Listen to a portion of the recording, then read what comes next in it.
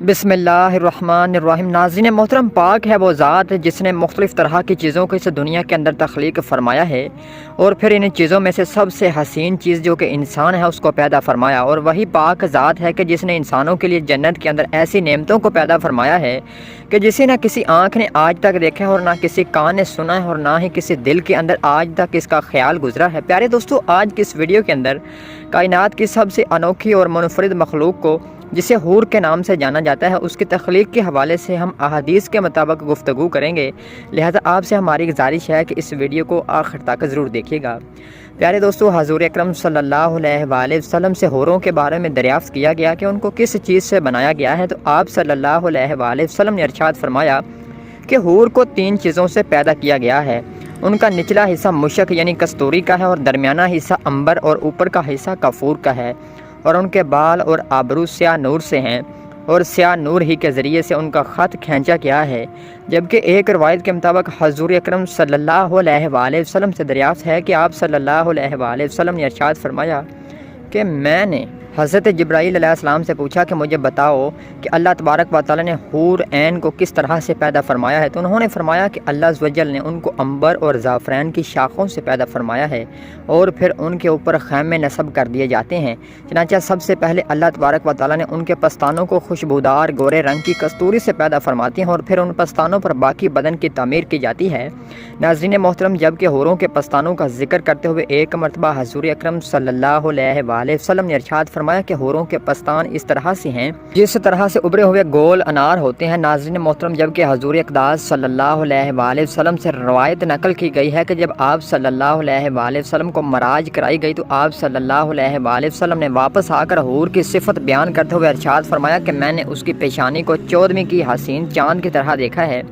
جس کی لمبائی 1030 ہاتھ کے برابر تھی۔ اس کے سر میں 100 مینڈیاں تھیں، اور ہر مینڈی سے دوسری مینڈی تک 1000 چوٹیاں موجود تھیں، اور ہر چوٹی 14ویں کے چاند سے زیادہ روشن تھی، اور موتی کا چاند سجایا ہوا تھا، اور جوہر کی لڑیاں اس کی پیشانی پر پڑتی تھی، اور جوہر کے ساتھ 2 سطریں لکھی ہوئی تھی۔ نمبر 1 بسم اللہ الرحمن الرحیم، اور دوسرا یہ لکھا ہوا تھا کہ جو شخص میری جیسی حور کا طلبگار ہو اس کو چاہیے کہ وہ میرے پروردگار کی اطاعت کرے۔ پھر حضرت جبرائیل علیہ السلام نے مجھ سے کہا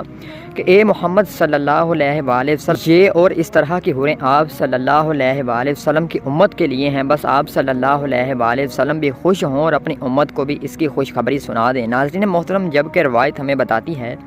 کہ جب جنتی جنت کے اندر داخل ہوگا تو اس کی حوروں میں سے ایک بیوی اس کا استقبال کرے گی، چنانچہ وہ ایسے ہاتھوں کی انگلیوں سے استقبال کرے گی کہ اگر کوئی انگلی دنیا کے اندر ظاہر ہو جائے تو اس کے نور سے سورج اور چاند کی روشنی مغروب ہو جائے۔ چنانچہ پھر اس کے بعد وہ حور اپنے شوہر کو دیکھ کر مسکرائے گی تو اس کی مسکراہٹ سے اتنا نور نکلے گا کہ جنتی لوگ سجدے کے اندر گر جائیں گے، اور وہ یہ سمجھیں کہ شاید اللہ تبارک و تعالی نے تجلی فرمائی ہے۔ ناظرین محترم، پھر اس کے بعد حور آ کر اپنے خاوند سے جب لپٹے گی تو اس کے جسم سے ایک ایسی پاکیزہ خوشبو نکلے گی، اس کے پورے بدن کے اندر داخل ہو جائے گی، اور پھر وہ خوشبو جنتی کے ناک سے کبھی نہ نکلے گی۔ ناظرین محترم، حور اپنی جنتی شوہر کو ایسے بالوں سے ڈھانپ لے گی کہ اگر اس کے بالوں کی ایک لڑ دنیا کے اندر ظاہر ہو جائے تو مشرق و مغرب کو خوشبو سے بھر دے۔ ناظرین محترم، پھر اس کے بعد حور جب اپنے جنتی شوہر کو بوسہ دے گی تو وہ اپنے ایسے ہونٹوں اور زبان سے بوسہ دے گی کہ جس کے بارے میں حدیث میں آتا ہے کہ حضور صلی اللہ علیہ وآلہ وسلم نے ارشاد فرمایا کہ اگر کوئی حور دنیا کے سمندروں کے اندر تھوک دے تو سب کھارے سمندر اس کی تھوک کی برکت سے شیریں اور میٹھے ہو جائیں۔ ناظرین محترم، اس روایت سے پتہ چلتا ہے کہ اس بوسے کے نتیجے کے اندر جنتی آدمی کا پورا وجود اللہ تبارک و تعالیٰ کے اس حور کے بوسے کی وجہ سے شیریں اور میٹھا ہو جائے گا۔ پھر جب اپنے شوہر سے جدا ہوگی تو اس کی طرف دیکھ کر مسکرائے گی اور ایسی گفتگو کرے گی کہ اگر کوئی مخلوق اس کی گفتگو سن لے تو سب نیک و بد اس پر فدا ہو جائیں۔ چنانچہ احادیث میں آتا ہے کہ وہ حوریں اپنی طرف شوق دلانے والی ہوں گی اور نیچی نگاہوں والی ہوں گی، یعنی اپنے شوہروں کے علاوہ اور کسی کی طرف نہیں دیکھیں گی، اور شوق دلانے سے مراد یہ ہے کہ ان کو محبت اور پیار کرنے پر ہمیشہ ابھارتی رہیں گی۔ ناظرین محترم، پھر اس کے بعد جب جنتی اس کی پنڈلیوں کو دیکھے گا تو اس کی پنڈلیوں کا نور اور حسن اس کے قدموں سے 1,00,000 گنا زیادہ ہوگا۔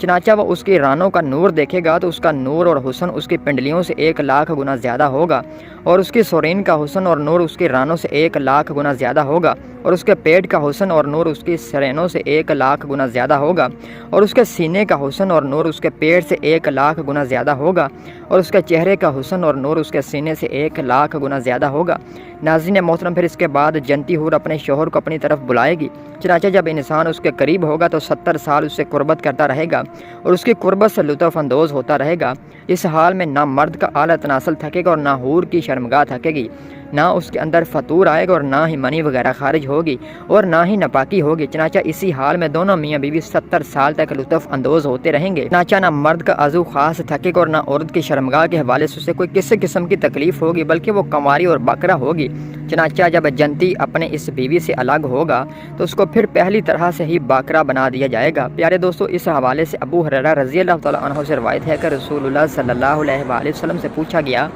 کہ اہل جنت اپنی بیویوں سے صحبت کریں گے؟ تو آپ صلی اللہ علیہ وآلہ وسلم نے فرمایا کہ بالکل، اور وہ خوب کثرت سے صحبت کریں گے، مگر ان کا اعلیٰ تناسل تھکے گا نہیں اور نہ عورت کی شرمگاہ تھکے گی اور دونوں کی شہوت ختم نہ ہوگی۔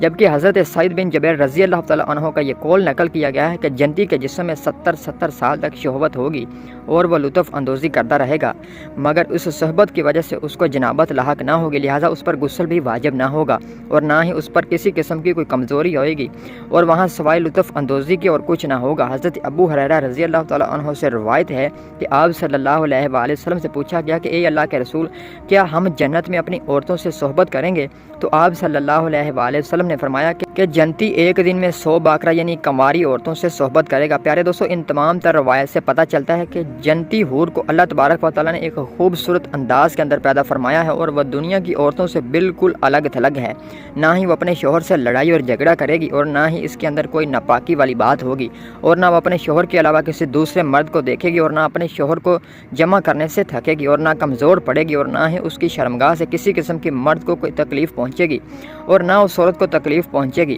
بلکہ وہ عورت ہمیشہ سے باکرہ ہی رہے گی اور جنتی حوریں ہمیشہ جوان رہیں گی اور وہ کبھی بھی بڑھیا نہیں ہوں گی اور جنتی حوروں کی عمریں بھی وہی ہوں گی جو کہ جنتی مردوں کی ہوں گی، یعنی جنتی مرد اور جنتی عورتیں ہم عمر ہوں گے، ان میں کوئی بھی چھوٹی عمر والا نہ ہوگا۔ پیارے دوستو، اس کے علاوہ اگر بات کی جائے کہ اللہ تبارک و تعالیٰ نے جنتی حور کو کتنی خواہش عطا کی ہے تو حضرت سعید بن جبیر رضی اللہ تعالیٰ عنہ سے روایت ہے کہ جنت میں مرد کا قد 70 میل کے برابر ہوگا اور عورت کا قد 30 میل کے برابر ہوگا۔